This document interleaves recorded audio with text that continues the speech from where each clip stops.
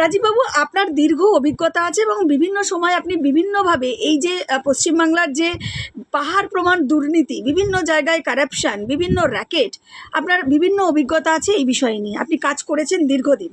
একটু যদি আমাদের দর্শকদের বলেন বিষয়টা নিয়ে। দেখুন, করাপশন তো ওইভাবে হয় না। করাপশন একটা সিন্ডিকেট। আপনি একজন সাংবাদিক, অদ্ভুত লাগে আপনারা সাংবাদিকরা যখন সমাজে যখন কোনো মহিলার উপরে নির্যাতন হয় বা কেউ ধর্ষিত হলো, তো আপনারা তাদেরকে নিয়ে চিল্লিয়ে ফাটিয়ে দিচ্ছেন, চ্যানেলে আপনারা ফাটিয়ে দিচ্ছেন। কিন্তু কখনো কি আপনারা যে সাংবাদিক, আপনাদের যে মিডিয়া, যে মানে যে আপনাদের জগৎ, সেখানে যে মেয়েরা ইন্টার্ন যারা আসে, তারা কতভাবে হেনস্থা হয়, তাদের কথা কখনো তুলে ধরেন? সেটাও তো করাপশন। তাহলে তাহলে আপনারা যে মিডিয়া, আপনারা এত সমাজের কথা বলছেন, আপনারা এত সমাজে মহিলাদের মানে নির্যাতনের কথা বলছেন, আপনাদের নিজেদের ভিতরে কি হচ্ছে কখনো সেগুলো তুলে ধরেছেন? আপনারা বলবেন না কখনো তো এরকম হয় না, এটা বলবেনই না রাজীব দা, আমি সেটা বলছি না। হয়, অনেক ক্ষেত্রে হয়, কিন্তু অনেক ক্ষেত্রে বলার সুযোগ থাকলেও বলা যায় না বা বলতে পারা যায় আপনি না। বললেই বেরিয়ে যাবে, একদমই তাই। আপনি ওই সিন্ডিকেট থেকে এবং আপনি টার্গেটেড হয়ে যাবেন। এবং আপনি যেখানে বলবেন অন্য চ্যানেলগুলো আপনাকে টার্গেট করে নেবে, আপনি টার্গেটেড, কোথাও একদম চাকরি পাবেন না। একদম দাদা। তাহলে তাহলে আপনাকে একটা কথা বলুন, যে আপনাদের মিডিয়া জগৎ আর এমএনসিতে যে যে কালচার, কর্পোরেট লেভেলে কি পার্থক্য? সরকারি যারা চাকরি করে তাদেরকে মানে বিছানায় না শোয়ার জন্য তাদেরকে দূরে ট্রান্সফার করে দেওয়া হচ্ছে। তো এই জিনিসগুলো তো আপনাদেরকে তো বলতে হবে। তো আপনারা কিভাবে বলবেন যেখানে আপনারা নিজেরাই নির্যাতিত? তো কারাপশন এইভাবেই হয়। কারাপশন কোনো ইয়ে না। একটা সমাজে কারাপশন মানে হচ্ছে ওটা ঘুন পোকা। কোনো একটা জায়গায় যদি ঘুন পোকা ধরে না, ঘুন পোকার কাজ হচ্ছে পুরো কাঠামোটাকে খেয়ে নেওয়া।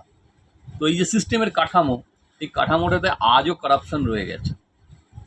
সেই কাঠামো কিন্তু পরিষ্কার হয়নি। এই কারাপশন এখান থেকেই তৈরি হয়। আমি একজন পুলিশ অফিসারকে বলছি, দাদা কেসটা দেখে নেবেন। একজন পুলিশ অফিসার আপনার কাছ থেকে ঘুষ নিচ্ছে। এই ঘুষটা কিন্তু আমি আপনাকে বলছি, আমি পুলিশের সাথে কাজ করেছি। অনেক ক্ষেত্রে পুলিশ ঘুষ নিতে চায় না, তারা বাধ্য হয় কিসের জন্য জানেন? থানা চালাতে। থানা চালাতে, কারণ তাদেরকে থানা চালাতে হয়। একটা একটা থানাতে যতগুলো গাড়ি থাকে, মানে যে হারে পেট্রোল লাগে, সেই পেট্রোলটা সরকার যে প্রতিদিনের যে হিসেবে পেট্রোল দেয়, তাতে একটা থানার গাড়ি চলে না। তখন পেট্রোল কিনতে হয়। এই টাকাটা কে দেবে? কার পকেট থেকে আসবে? এই ঘুষের মাধ্যমে সেই সিস্টেমটা চলে। এখানে আমরা সবসময় পুলিশকে বলি পুলিশ ঘুষ খায়। ডাক্তার ঘুষ খায় না? মিডিয়া ঘুষ খায় না? সরকারি অফিসাররা ঘুষ খায় না? তাহলে কেন শুধুমাত্র পুলিশ ঘুষ খাবে বলে আপনারা তা শুধুমাত্র পুলিশকে টার্গেট করবেন? তাহলে আপনার অন্যকেও বলুন যে হ্যাঁ, সরকারি ডিপার্টমেন্টে সকলে ঘুষ খায়। তাহলে কারাপশন এটাকেই কারাপশন বলে। আমি এটারই প্রতিবাদ করেছিলাম বলে আমাকে অভিষেক ব্যানার্জি ভালোবেসে আমাকে 18 মাসে জেলে ঢুকিয়েছে, এবং জেল থেকে 1 ঘন্টার জন্য বাড়িতে আসার পর আমাকে আরও 18 মাস আমাকে গৃহবন্দী করেছে। এই বাগুইয়াটির এই বাড়ি থেকে 70 কিলোমিটার দূরে রানাঘাটে একটা ঘরে আমাকে রেখে, চিকিৎসাটুকু দেয়নি। খেতে পেতাম না, ছেঁড়া জামা পরে ঘুরে বেরিয়েছি রাস্তায়। হাত জোর করেছি কোর্টের কাছে যে আমাকে একটু চিকিৎসা দিন, আমি কলকাতাতে চিকিৎসা করতে যাব, দেয়নি আমাকে। তারপরে আমি বেঁচে আছি। আমার বাবা মা নিজে চিকিৎসা না করে আমাকে চিকিৎসা করাতে গিয়ে আজকে তারা ওই এখানে ওই কি বলে অস্থি কলসের মধ্যে তারা রয়েছে। আমি তাদের বিসর্জন দিন, কারণ আমি সমাজের ভালো করতে গেছিলাম। আমার মতো ছাগল আর আমার মতো পাগল এই পৃথিবীতে আর নেই, দ্বিতীয় থাকে নেই। কারণ আমি জীবনে দুহাত খুলে যে টাকার অফার পেয়েছিলাম, অভিষেক ব্যানার্জি জীবনে আজ অব্দি সেই টাকার অফার পাননি। আমি গ্যারান্টি দিয়ে বলছি। আমি যদি সত্যি টাকা নিতাম, অভিষেক ব্যানার্জির শান্তিনিকেতন কি তার থেকে ডবল বাড়ি আমি বানাতাম, 10টা বানাতাম। আমি যে অফার পেয়েছি জীবন, নিতে পারিনি বলেই আজকে আমার খাওয়ার টাকা নেই। লোকের কাছে ভিক্ষে চাইতে হয়, দাদা টাকা পাঠাও। হ্যাঁ, দেবরাজ আমাকে হেল্প করেছে, আমি কখনো অস্বীকার। সে দেবরাজ খারাপ হোক, সে দুর্নীতি করুক, আমার জানার প্রয়োজন নেই, জানতে চাইও না। সে অন্যায় কাজ করেছিল, আমি তার প্রতিবাদ করেছি, আমি তার নামে কমপ্লেনও করেছি, সেটা আলাদা, সেটা সামাজিক জায়গায়। কিন্তু ব্যক্তিগত জায়গায় আমি যখন খেতে পাইনি, যখন আমার বাড়িতে এসে ব্যাংকের লোকেরা চিৎকার চেঁচামেচি করে মারছে আমাকে, এই দেবরাজি কিন্তু আমাকে টাকা দিয়েছে যে দাদা ওদের ইএমআইটা তুমি মিটিয়ে দাও। কিন্তু তাই বলে কি আমি দেবরাজের দুর্নীতিকে কোনোদিন সমর্থন করেছি? কোনোদিন করিনি। মানে আপনি স্বীকার করছেন তাহলে দেবরাজ দুর্নীতিগ্রস্ত? দেখুন, দুর্নীতিগ্রস্ত সবাই। অর্থশাস্ত্রের খুব বড় একটা কথা আছে, আপনার জীবের ডগায় আপনি যদি মধু রাখেন বা যদি বিষ রাখেন, তার টেস্ট আপনাকে নিতেই হবে। অর্থশাস্ত্রের আরেকটা কথা আছে, কৌটিল্যর অর্থশাস্ত্রে, আপনি যদি সরকারি অর্থের উপর বসে থাকেন, তার স্বাদ আপনি নেবেনই নেবেন কোনো না কোনোভাবে। এক টাকা কেন, এক পয়সা হলেও আপনি নেবেন। সেটাও করাপশন। দুর্নীতিগ্রস্ত বলে আপনি দুর্নীতিগ্রস্ত আর আমি দুর্নীতিগ্রস্ত নয়, এটা হয় না। দুর্নীতি সবাই করে। যেমন জীবনে আপনি যখন জন্ম নেন, আপনি জন্ম থেকে মৃত্যু অবধি আপনি জীবনে পাপ করেননি এরকম কোনোদিন হবে না। আপনি কোনোদিন অন্যায় করেননি এরকম কোনোদিন হবে না। আপনি কোনোদিন অপরাধ করেননি এরকম কোনোদিন হবে না। মানুষ যখন জন্ম নেয় তখন সে পাপও করবে, পুণ্যও করবে। আর পাপ পুণ্যের মধ্যে আপনি ঘুষও দেবেন, আপনি যেমন ঘুষ অন্যকে দেবেন, আপনি নিজেও ঘুষ নেবেন। সুযোগ পেলে আপনিও ঘুষ নেবেন, আমিও নেব। সেটা সময় এবং পরিস্থিতির উপরে। এবার প্রশ্ন হচ্ছে যে আপনি করাপশনে কতটা জড়াবেন, এটা হচ্ছে প্রশ্ন। এটা মাপকাঠি। যে অপরাধ এমন করলেন যে আজকে তৃণমূলের মতো আপনি পুরো রাজ্যটাকেই ধ্বংস করে দিলেন, সেটা অপরাধ। কিন্তু আপনি কারোর ভালোর জন্য আপনি কিছু জিনিস মেনে, আমি এমন কিছু কাজ করেছি জীবনে, আমি জানি সেটা হয়তো না করলে হতো, কিন্তু কারোর ভালোর জন্য আমাকে সেটা করে নিতে হয়েছে। হয়তো কারোর কিছু নেই, তাকে পাইয়ে দেওয়ার জন্য আমি ঠিক আছে আমি দেখবো না, তুমি তাকে দিয়ে দাও, করেছি। সেটা কি আমি অপরাধ করেছি? সেটা কিন্তু করাপশন না। যারা পুলিশ এবং প্রশাসনে যারা তৃণমূল আমলে ছিল তারাই তো আজকে রয়েছে। আপনি বদলাবেনটা কি? যে মানুষগুলো আগে দুর্নীতি করেছে, এই যে নেতারা যে দুর্নীতি করেছে, নেতারা কাদেরকে সামনে রেখে দুর্নীতি করেছে? এই পুলিশ প্রশাসনকে সামনে রেখে তো দুর্নীতি করেছে। নেতা তো আর নিজে করেনি, দুর্নীতি করেছে তারা পুলিশ প্রশাসনকে কাজে লাগিয়ে। আজকে যারা পুলিশ প্রশাসনে আজকের দিনে এই মুহূর্তে রয়েছেন, তারা তো সেদিনকেও ছিলেন। তাহলে তারা সেদিন দুর্নীতি করতে দিলেন, আজকে তারা সাধুপুরুষ হয়ে গেছেন। আজকে দুর্নীতি হবে না? তারা সুযোগ পেলে আজকেও দুর্নীতি করবেন এবং এর থেকে বেশি দুর্নীতি। কিন্তু সরকার বলছে সেই সুযোগটা দেব না আমরা। সেটা সরকারের বক্তব্য, ইমপ্লিমেন্ট কবে হবে সেটা সময় কথা বলবে। আজকে সবে মধুচন্দ্রিমা, আজকে সবে নতুন। শুনুন, একটা কথা আপনাকে বলি, যখন বাড়িতে নতুন বউ আসে না, তখন সবার খুব ভালো লাগে। এরপরে সেই বউ যখন চা করতে বলে, তখন শুরু হয় যে চায় মিষ্টি আছে কি নেই, তারপর শুরু হয় রান্না, তারপর শুরু হয় তার ব্যবহার। মানে 6 মাস বা 1 বছর বাদে বোঝা যাবে সেই বউয়ের আসল রূপটা কি। সেটা 1 বছর পর থেকে বোঝা যায়। 1 বছর আগে অবধি প্রত্যেকটা বাড়িতে নতুন বউকে সুন্দর লাগে এবং তাকে পুরো মানে পরিপাটি করে রাখা হয়। 1 বছর পর থেকেই শুরু হয় ঘরে অশান্তি। এর ঠিক সরকারও তাই। যখন তৃণমূল সরকার হয়েছিল তখন এরকমই ছিল, আমরা তো দেখেছি। ঠিক এই জিনিসটাই ছিল। তাহলে 5 বছর বাদে কেন তৃণমূল সরকার এই পরিণতি হলো? কেন 2016 পর থেকে এইরকম ব্যাপক হারে হলো? আর একটা কথা আপনাকে লাস্ট বলবো, আমি এই বিষয়ে কখনো মমতা ব্যানার্জিকে আমি দায়ী করবো। এই পুরো তৃণমূল পার্টিটাকে ধ্বংস করার জন্য একটা মাত্র মানুষ এর জন্য দায়ী, তার নাম অভিষেক ব্যানার্জি। কারণ তার শিক্ষার অভাব আছে, তার নৈতিকতার অভাব আছে। সে জীবনে জানেই না জীবন যুদ্ধ কাকে বলে।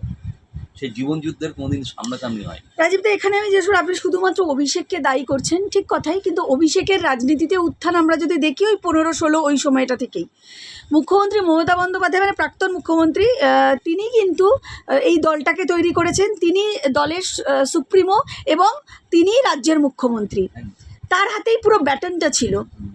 তাহলে তিনি যদি চাইতেন, তিনি কি অভিষেককে কন্ট্রোল করতে পারতেন না? যখন তিনি বুঝতে পারছেন যে অভিষেকের যে চালচলন বা তিনি যেভাবে দলের ভিতরে এসে যে ঘটনাগুলো ঘটাচ্ছেন, তিনি তো অনেক অভিজ্ঞ।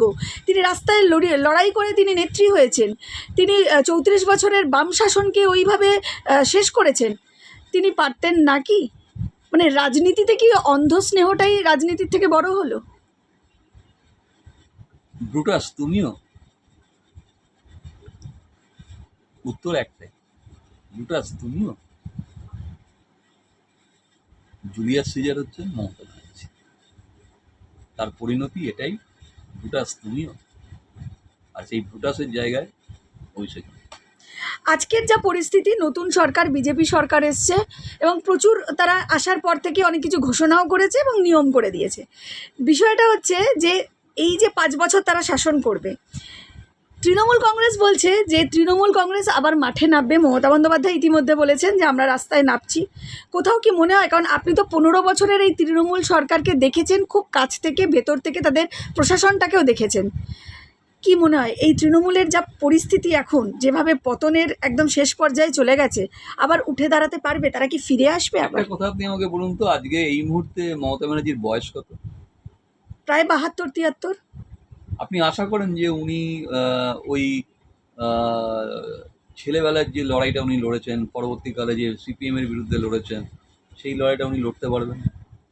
আজকে দেখে কষ্ট হয়, মানে ওই মমতা ব্যানার্জি, ওনাকে দেখে না আমার নিজের কষ্ট হয়, আমার মাকে মনে পড়ে। ওনার মনের জোরে উনি করে গেছেন। আমার মা যেমন মনের জোরে লড়াই করে গেছিলেন, আমার মায়ের কিন্তু প্রচুর নাম ছিল।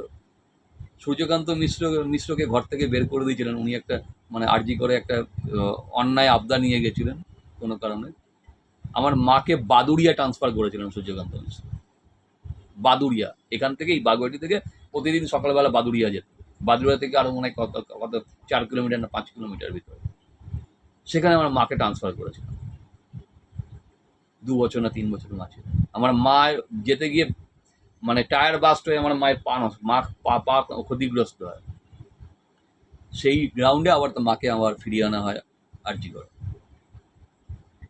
তো আমার মাকে না, মানে আজ তো আমার মা নেই, ওনাকে যখন দেখি ওই বয়সে যখন উনি লড়াই করেন, আমার ওই লড়াইটার মধ্যে আমার মাকে খুঁজে পাই। কিন্তু একটা কথা কষ্ট কোথায় জানেন তো, যে আজকে ওই ভদ্রমহিলাকে রাস্তায় নামতে হবে শুধুমাত্র অভিষেকের জন্য। এটা কিন্তু খুব দুর্দশা। আপনার কি মনে হয় আমি অভিষেকের বিরুদ্ধে ইচ্ছে করে এফআইআর করেছি? আমার এফআইআরটা ক্যান্সেল হবে না আমিও জানি। ওই এফআইআরটা ওর জীবনের একটা দাগ, যে অন্যায় ও করেছে মানুষের, প্রতিটা মানুষের, কারণ কেউ ওকে ছুতে পারবে না। এটা সত্যি কথা। কালীঘাটের কাউকে একটা কথা শুধু সত্যি বলেছে, আমার বসকে কেউ কোনোদিন ছুঁয়ে দেখাতে পারবে না। এটা সত্যি কথা। ইডিও কোনোদিন ওকে অ্যারেস্ট করতে পারবে না। আপনি মিলিয়ে নেবেন আমার ভবিষ্যতের কথা, কোনোদিন পারবে না। কিন্তু একমাত্র ওর জীবনের গলার কাটা আমার এফআইআর। এটা সুপ্রিম কোর্ট অব্দি গেলেও এটা ক্যান্সেল হবে না, রিজেক্ট হবে না। সারা জীবন ওই ওই একটা দাগ ওর থাকবে। আমি কালীঘাটের কাকুকে শুধু এইটুকু আপনার মাধ্যমে বলছি, কাকু আমি কিন্তু আপনার বসকে ছুঁয়ে নিয়েছি। এবার আপনি বলুন কি বলবেন। আমি ছুঁয়ে দেখিয়ে দিয়েছি। মানে যে এফআইআরটা করেছেন, আপনার মনে হয় সেই এফআইআরটার উপরে ভিত্তি করে কার্যকর হবে, মানে পরবর্তী স্টেপ দেখুন, ও নেওয়া হবে? অ্যারেস্ট হবে কি অ্যারেস্ট হবে না আমার এগুলো জানি না। এগুলো পুলিশের ম্যাটার। এর মধ্যে অনেক রাজনীতির মানে বড় বড় বিগ বসরা জড়িয়ে আছেন। হয়তো অ্যারেস্ট হবেন না, কিন্তু এফআইআরও ক্যান্সেল হবে না। আমার তো অ্যারেস্টটা নিয়ে আমার কোনো মাথা ব্যথা নেই। আমি এফআইআরটাকে বাঁচিয়ে রাখাটাই আমার, ওটাই আমার কাজ।